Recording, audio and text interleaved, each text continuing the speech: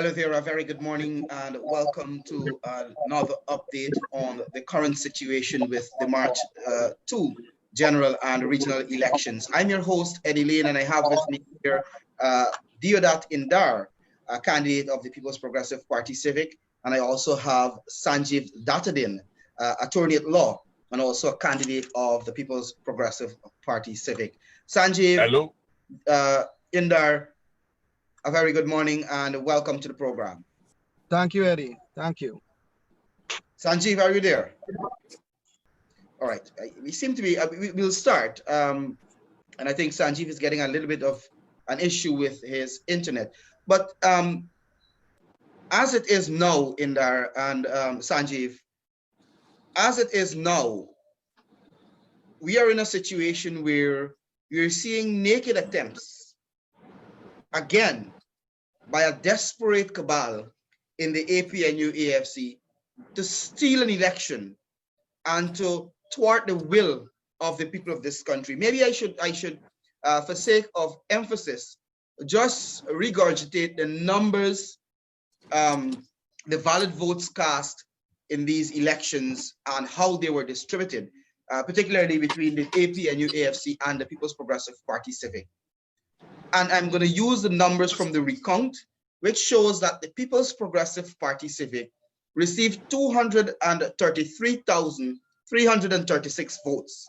The APNU AFC got 217,920 votes. The difference there is 15,416 in favor of the People's Progressive Party Civic. It is clear-cut, and the recount, before I say, the recount has been authenticated, for want of a better word, by Granger's, who Granger declared as the most legitimate interlocutor in this process, that is CARICOM. CARICOM has said that the recount exercise was free, fair, transparent, credible, and forms the basis for a declaration of the winner of the March 2 general and regional elections. One would recall that when attempts were made to bring back the Carter Center and other international observers, Granger and the APNUFC refused those requests and said that CARICOM is equipped and capable of overseeing this process. And Granger said that whatever comes out of the recount and the declaration made by the chair, he will abide by. What we have seen from then to now, at least at the commencement of the recount, a number of excuses and frivolous allegations of fraud and irregularities. And I think those are behind us by now because they have failed to present any evidence to corroborate those claims. What we are faced with now is a situation where Keith Lowenfield, the chief elections officer, is attempting something that is worse than what Mingo did. So what I'll do before I get into the details of our discussions, and we have so many issues to address, I'm going to ask for your opening comments, starting with you, Sanjeev, and of course, followed by you, Indar. Ed, good morning to you. Good morning to Indar and our listeners and viewers. Ed, it's almost unbelievable. Every time you think that the public officials involved will not be so brazen, will not be so dishonest, and you think they're going to do the right thing, they invent a way to do the wrong thing. And they proceed to do it as if everybody is unaware of what they're doing and they have some sort of moral or legal justification to do so. I mean, one of the things that we have to look at, Ed, that is striking is Mingo's declaration was clearly debunked. We saw that chapter and verse at the Ottachung Convention Center. When Lowenfield submitted his numbers yesterday, Lowenfield submitted a report last weekend. Before, he's already submitted a report which stated what the valid votes were, but then he had a commentary of his opinion of what should and should not be. And what he now submitted yesterday doesn't match any of those two. So this is a third version of things. And it's making up numbers, Ed, whatever they feel. And do you know, if you look on Facebook and you look on social media, APNU supporters are saying, and they're taking pictures of the various persons' Facebook page, where they said the election results are 33-31-1, which were obviously PPP supporters who were aware that that should be the result. And they're saying, why are you complaining? That's the same result Mingo declared. They really think people are that's such a childish thing to do. You reverse exactly the numbers and then said, but you said so already. It's unbelievable. Now, there is no foundation for the numbers that Lowenfield has put out, and that needs to be clear. Because what he did in his the report he submitted earlier with all the explanations, he never had this version of what he did. He has now taken it upon himself to come up with yet another version.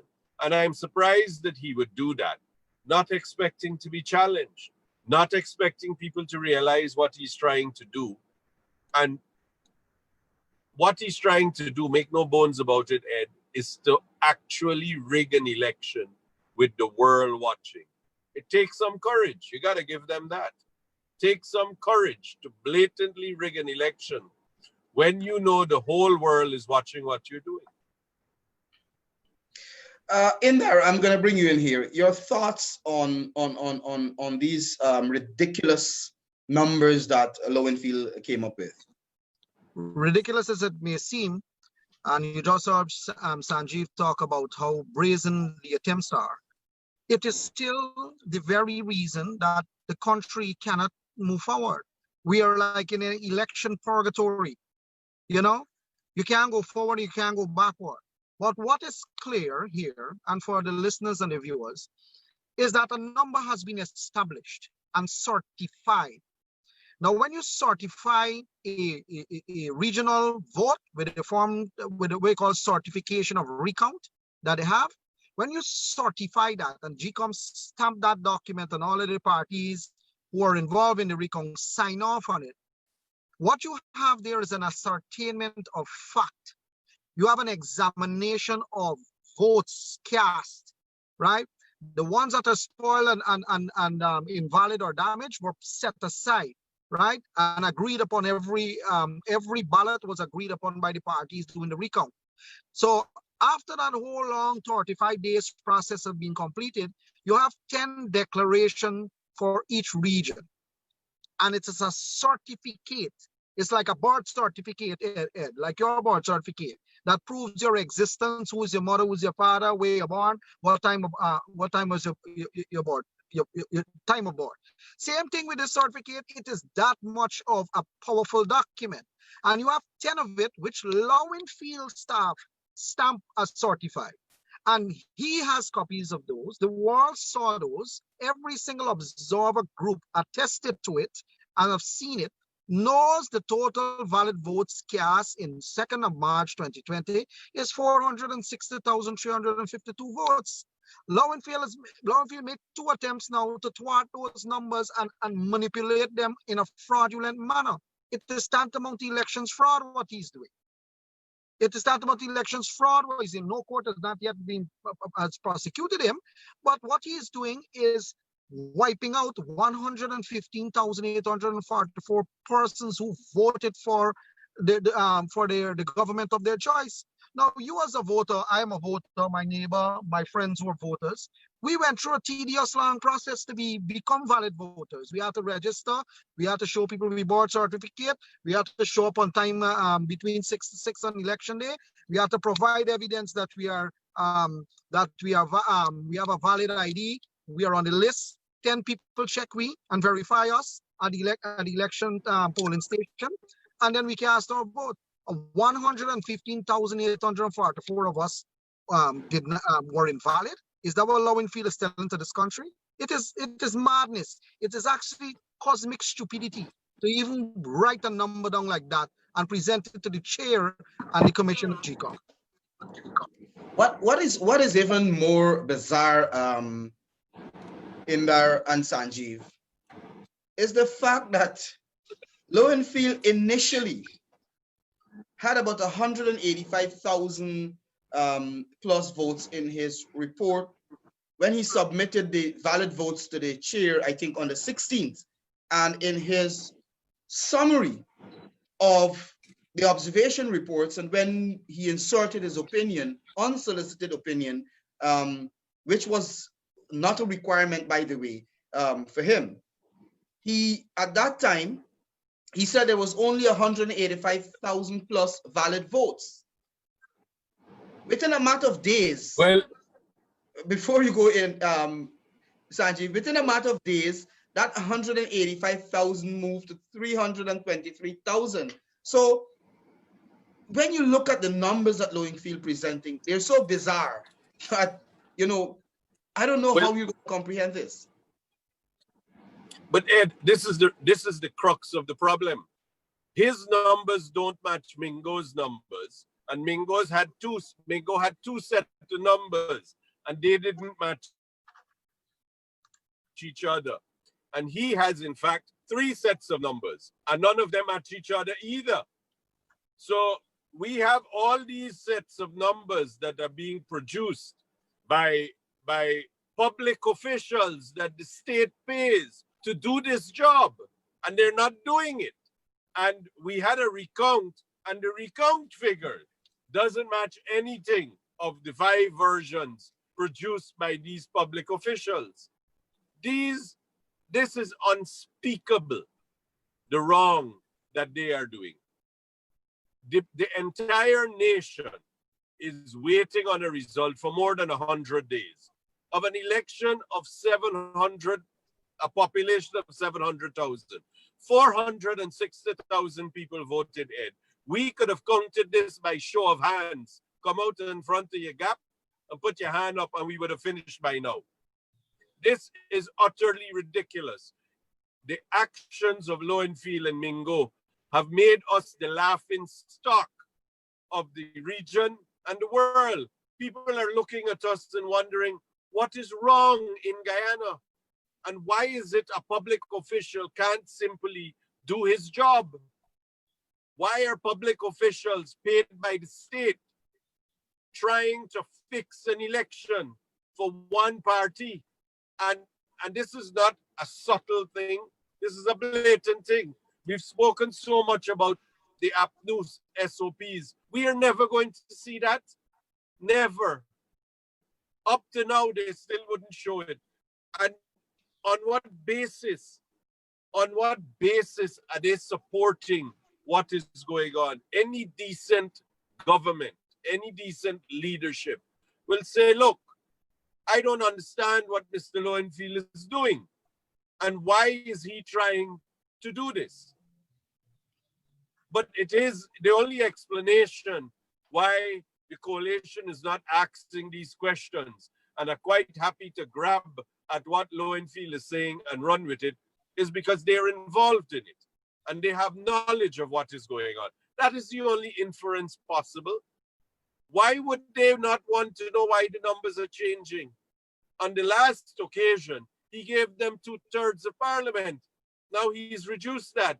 They don't seem to be concerned because according to him, they would have had 2/3 of the parliament. Don't they want it? If he's declaring what is fair, don't they want to ask a question? Why are your numbers changing? These things, if you ask a child on the street, and every time you give the child a different answer, the child would want to know, well, which one is the right one? And why is your answer changing so often? These things are preposterous. And for a nation to endure what is, for want of a better phrase, it might be a comedy show, but it's not funny because it's our lives. And this is continuing, just like with the court system. What choice we had but to go to the Caribbean Court of Justice? How else can we correct the obvious wrong? Lowenfield wrote a letter yesterday with that report, and it was published all over social media and in the press. In his report, he says, in response to your letter of the 16th June, and in having regard to the ruling in David versus GCOM, these are my figures. So how did valid votes change? How did he change these numbers based on the ruling of the court? And there are people who are saying, well, why are you going to court? And why are you putting all of this back into the court system? But what choice do we have? We have a court of appeal that took jurisdiction when they shouldn't. They inserted a word to amend the Constitution when they should not have. With the greatest respect to them, there is a fear now that they can now act on Lowenfield's report because it is quite possible that they might want to go back. So the CCJ has acted decisively. As soon as the report was made public and it was known to the court, then Senior Counsel Douglas Mendez made representation to say to all the lawyers and to the court to say, look what's happening. While we are in court, this process seems to be moving ahead. And if the court doesn't take charge of the situation that is going on now, we might very well have the process accelerate. And we need the protection that affords us. So the court, that's why they acted. But is it everything that happens in this country? We have to get a public official instructed and directed what he must do. Can't of his own free will he do his job. But these things are. Go ahead. These things are things which there must be a day of reckoning for. These things cannot continue. Sanjeev, but you made a couple of points there, and I want to take you back before I bring in Indar. And I want to speak to you. You talked about the changing numbers and the fact that APNU AFC is saying anything. They are the intellectual authors of this. So they will not say anything. They will not be concerned about claim that they won elections on 4 different occasions with 4 different numbers when people only voted once. They are not concerned about that. You know, they are concerned that numbers are skewed in favor of them. And I know that you see a lot of what goes on social media. Do you notice that all the complaints that we had a few weeks ago about migrant voters, dead voters, all of these things, do you notice that has totally gone away? Nobody's saying anything. Nobody's trying to find proof. Nobody's trying to find justification for it. What they are saying is Lowenfield said we won. So they're unconcerned about how that has come about. They have simply said they've made this ruckus about that. And they did for weeks at the Artichoke Convention Center. But it's all been dispelled. They can produce no proof still. Up to today, they can produce no proof to justify what they were saying. And now they're saying, well, it's not us who do it. It's Lowenfield who say this. So we had nothing to do with that. It's Lowenfield. But clearly, Lowenfield must be an agent. That's the only inference that can be drawn. He must be an agent of APNU because he's doing their bidding. That's the only inference that we can draw, Ed. And so before I bring you in here, Indar, you know, and one of the things we have to recognize is the fact that before the recount with the Lowenfield numbers, they claimed victory. When the recount started and the numbers start coming out and the public, Guyana and the rest of the world start seeing that those SOPs, those copies of SOPs the PPP had in its possession, which were issued by GCOM, were matching the numbers coming out from the recount. Then they said we no longer won. What we have now is corruption, and well, we have fraud and we have voter irregularity. Then Lowenfield came up with his numbers. Then they said, oh, hold on, we won. Then Claudette sent him back. The Justice Claudette Singh sent him back and instructed him to prepare the report based on the recount numbers. They said, no, we didn't win again. The numbers are fraudulent. Then Lowenfield comes out again with another set of numbers yesterday, and they say, oh, we won again. I mean, like I said yesterday, Sanjeev, in Guyanese terms, they need to pick a struggle.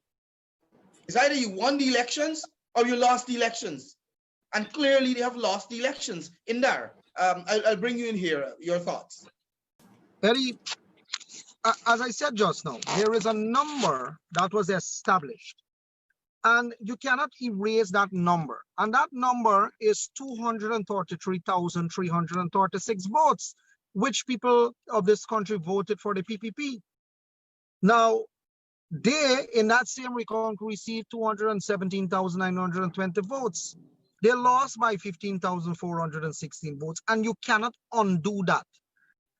If the APNU and AFC are trying to undo the recounted numbers, it's a fool's errand. Now, let's go back to Lowenfield and his reports. Mind you that the day that Lowenfield is supposed to submit his report, he wasn't even present at the GCOM building. From all reports that we've seen, he didn't show up. But suddenly, so you have this case with David versus GCOM, and you have a ruling, but that was even stayed. The ruling was stayed for 3 days. Sanjeev can speak to that. But yet he took it upon himself, went and dropped a report using criteria that nobody knows about to determine he has made himself judge, jury, and executioner now. So he is now putting criteria to determine what is a valid vote and what is an invalid vote of his own will, and struck out 115,844 votes off of the tallied votes coming out of the recount. I'm saying to you that it is a corrupt report. It should be cast aside, set aside, and buried. It is not even worth the ink it is printed on. The paper is printed on it. I am telling you, Mr. Lowenfield has proven to the country in a number of occasions that he has lost all professionality. He does not possess the honesty that is required of a chief elections officer to declare and to provide a report to the commission that is truthful. But the world already know the truthful number, Eddie. The world knows that the People's Progressive Party won these elections.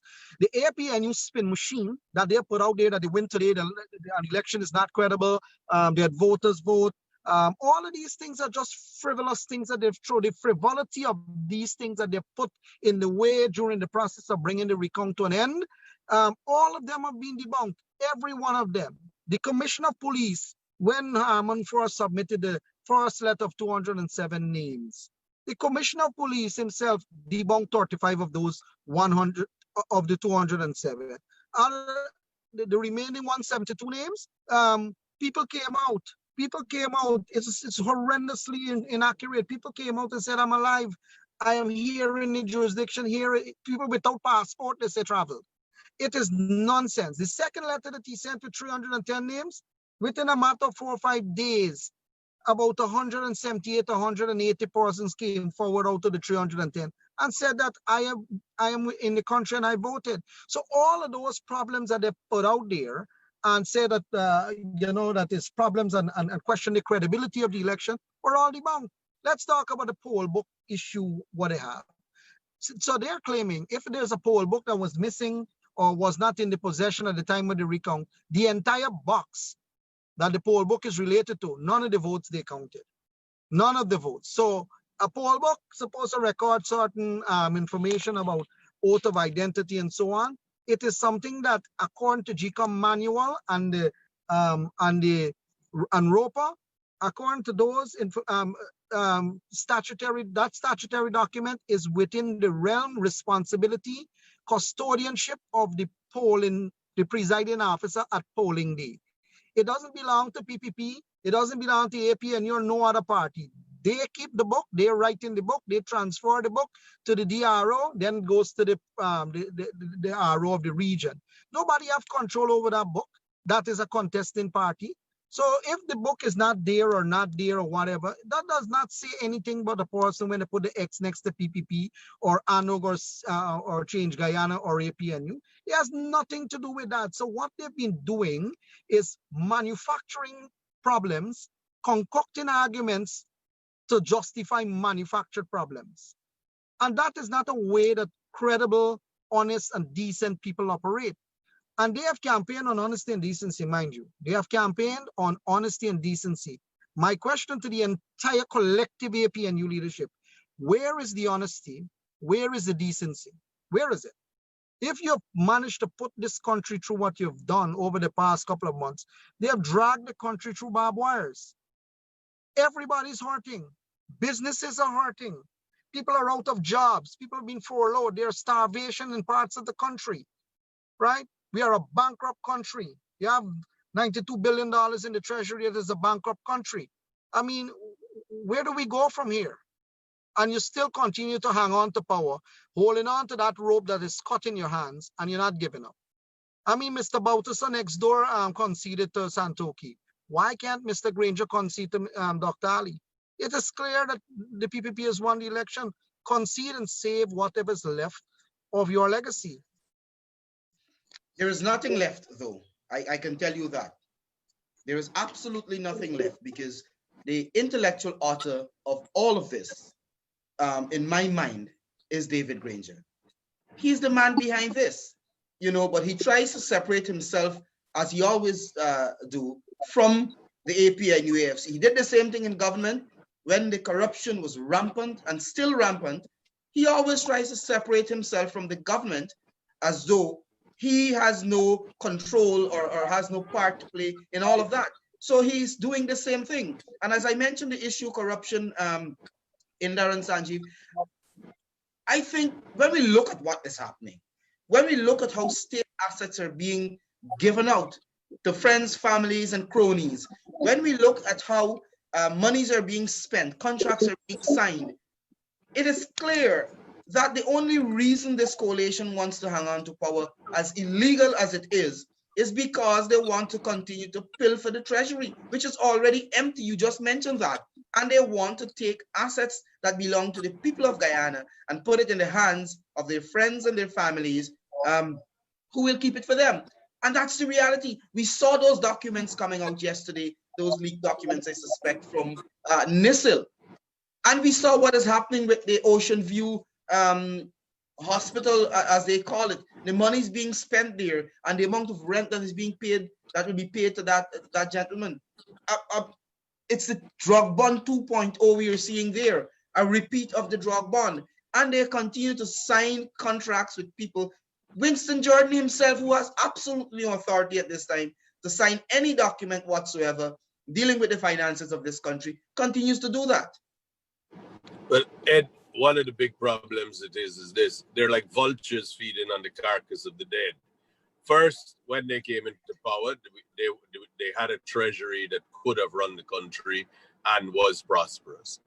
The treasury is drained. We are now bankrupt, so there's no more money left to steal. So what they're doing now is they're disposing of assets at a stupendous rate to various companies. We don't know the process by which this went through. We then have the hospital fiasco or whatever is going on at Ocean View. And these are all matters that have no parliamentary oversight to them.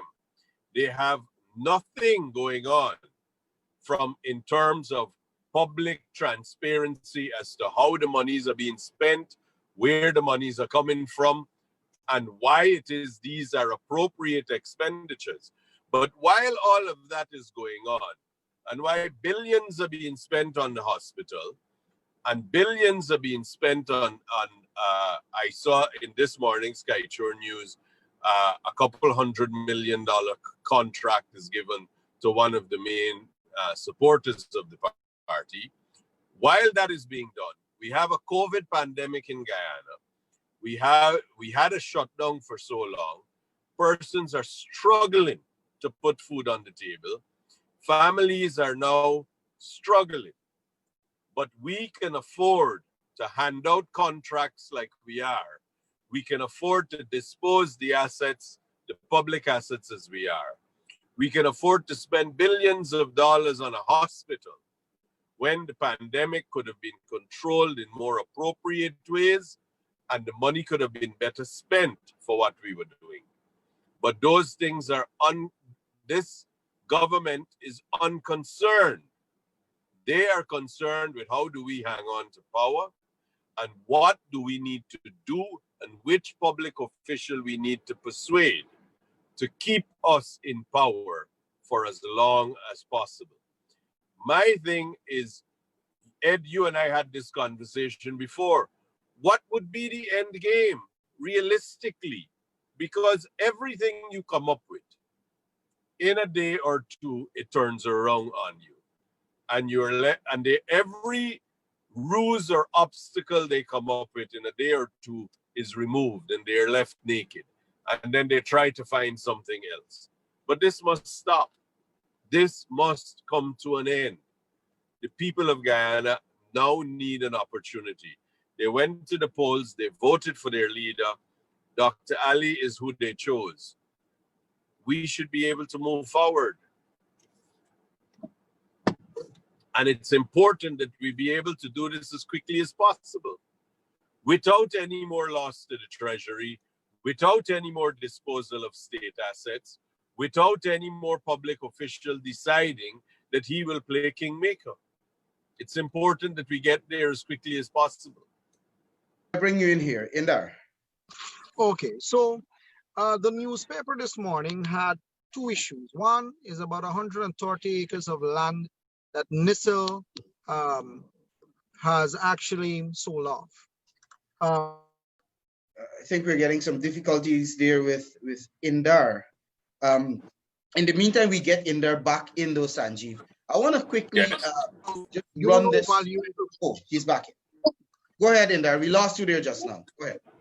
Okay, I'm saying that coming out of NISL, that the report yesterday in the Kaichor News, 130 acres of some around there has been given out. Now, some of those are lands by the waterside, which is valuable property. Some of them are lands up in Ogle, where Exxon is building their headquarters in that area. Asset values are extremely high. You're now selling those out. Not even some of the companies are not even Guyanese companies. They're foreign companies. A Guyanese company want to do investment and apply to land through go invest and through lands and survey. You got to pull teeth. It's so painful to get a piece of land to do your work and to do your investment. And you're a Guyanese taxpayer. But these lands are going to foreigners, people who only have shell companies here, set up, registered here, and those are the ones getting the land. We don't know the valuation for it. We don't know what was paid for it. Those information are not available. But yet you have a de facto Minister of Finance signing orders to transfer these assets to these companies, right? Now, and he's doing that after they have a no confidence motion since 2018 year end. You lost the election March 2nd, and on June 11th, you're signing those. June 11th. So now you have a court case that is distracting everybody, and what they're doing is signing off the lands that are left to people. So what will end up happening, what's end up going to happen here, Ed, is that we will be strangers in our own country. It will be owned by foreigners. Our people will not have the opportunity to say, I own a piece of land, I can go to a bank and I can start up a business, I can build a hotel, or I can build a business to rent or a warehouse and make some money. No, our people are not afforded that opportunity. So they are just giving it to their friends and their and the friends of the cabal so that they can benefit from it somewhere the next. No, but I want to go back to the Ocean View $1 billion refurbishment that's happening there. It seems to me like the pandemic is going to be over in Guyana. Are we going to put it, and that hotel is not going to finish for that price, right? Look, and they're doing this without any PSIP program approved by Parliament. Parliament through the budget approves the capital expenditure for the country. And there was no approval of there's no budget. Where, on what authority are you spending these monies, right? What authority is Mr. Jordan spending the country's money? Now, the Bank of Guyana continues to draw down on the assets there. Now, you have $92 billion in overdraft. It represents 43% of the total assets of the Bank of Guyana. He has leveraged the bank, the country's assets, he have leveraged it. The solid security or collateral that we had in the bank in 2015 was about $25 billion worth in gold. They sold that out. At the end of last year, it was about $715 million.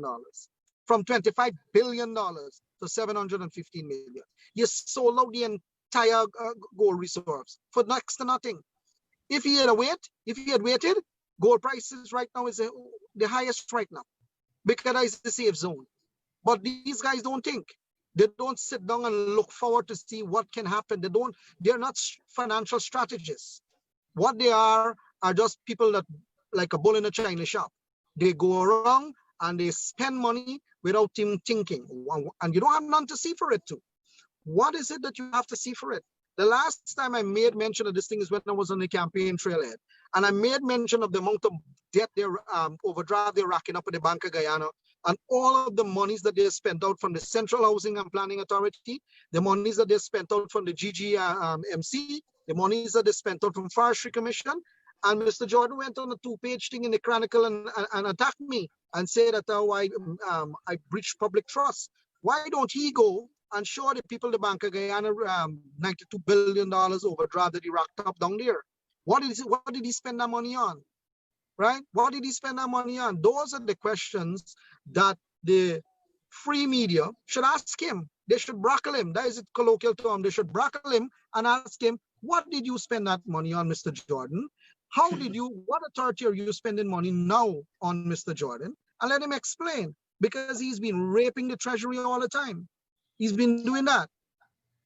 All right, we're almost out of time here. I want to, before we close up, let me thank you, gentlemen, for joining me this morning. But I want to leave our viewers with 2 things. One, the fact that the reality is APNU AFC lost the elections by the ballot. So no attempt at using technicalities and using the back door will allow them back in power. The people came out and voted on March 2nd, and 15,416 of them more voted for the PPP than the APNU AFC. You cannot change that. You cannot change the votes. Secondly, no matter how much they attempt, no matter what they do, they will not be able to steal the will of the people of Guyana. And I want to leave our viewers, Sanjeev and Indar, with a statement last evening from the Organization of American States. I'll read the entire statement and I'll tell the public where I want them to focus heavily on. The statement says the Organization of American States has accompanied the March 2 general and regional elections in Guyana through all of its stages, including the national recount in Georgetown from May 6 to June 8, 2020. OAS observers were present for the determination and tabulation of the total valid votes cast in each region, totals that were subsequently confirmed by the Chief Elections Officer and submitted to the Guyana Elections Commission, GECOM. GECOM is therefore already in possession of a result based on the valid votes cast on March 2nd, 2020, through a recount exercise that was approved by all stakeholders. In these circumstances, the OAS General Secretariat expects that anyone who wishes to challenge the validity of any of these votes should do so through an election petition filed in the High Court after GECOM declares the election results based on the recount data. The OAS continuously keep repeating that the results, the declaration should be based on the recount data. Guyana's 2020 elections have been reviewed repeatedly and extensively by both national and regional courts. While the OAS General Secretariat advocates for the right of all citizens to access electoral justice, there is a fine line between the right to redress and the use of the courts to stall the electoral process. It is undeniable that this election has gone on long enough. The process in Guyana must be brought to an end based on the results of the national recount, again, and with respect for the will of the majority of the electorate. The OAS remains committed to the strengthening of democracy in Guyana, hoping for a just and fair conclusion of the current process. Clearly, the bottom line is that the declaration should be based on the numbers generated from the recount. Those are the valid votes. Gentlemen, I want to thank you for joining me this morning. We're out of time. Matter of fact, we went over our time a little bit. Quite an interesting and informative discussion, and I want to urge our viewers to join us again around 1 p.m. Thank you. We come back to you to give you more information on the developments. Thank Again, you, gentlemen, Ed. thanks. Thank you, Ed. Thank you. Take care.